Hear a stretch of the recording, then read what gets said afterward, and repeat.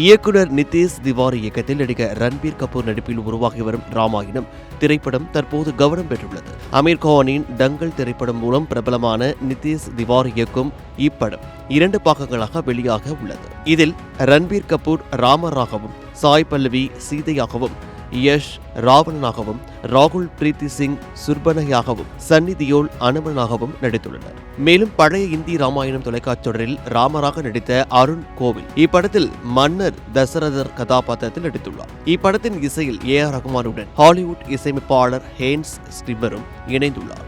ஜூலை 30ஆம் தேதி வெளியான படத்தின் ட்ரைலருக்கு ரசிகர்களிடையே நல்ல வரவேற்பு கிடைத்தது. குறிப்பாக யஷின் ராவணன் தோற்றம் மற்றும் நடிப்புக்கு பாராட்டுகள் குவிந்தது.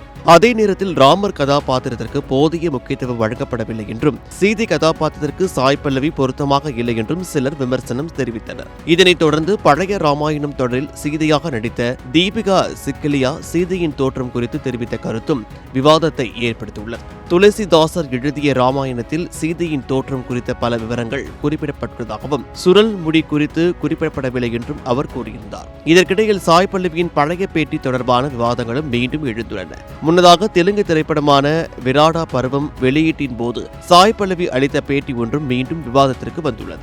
அந்த பேட்டியில் மதத்தின் பெயரில் நடைபெறும் வன்முறைகள் மற்றும் மாடுகளை பாதுகாப்பது என்ற பெயரில் நடக்கும் தாக்குதல்கள் குறித்து அவர் கருத்து தெரிவித்திருந்தார். இதற்கு அப்போது சில தரப்புகளில் இருந்து எதிர்ப்புகள் கிளம்பின.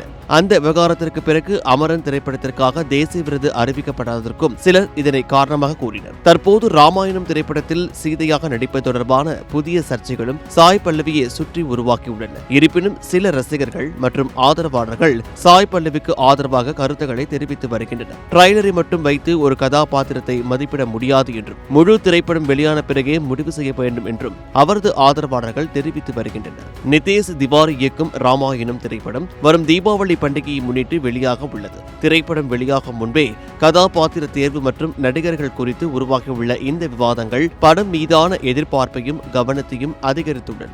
கிரியாஸின் அதிரடி ஆடி சேல் 70% வரை தள்ளுபடி. கிரியாஸ், இது நம்ம ஃபேமிலி.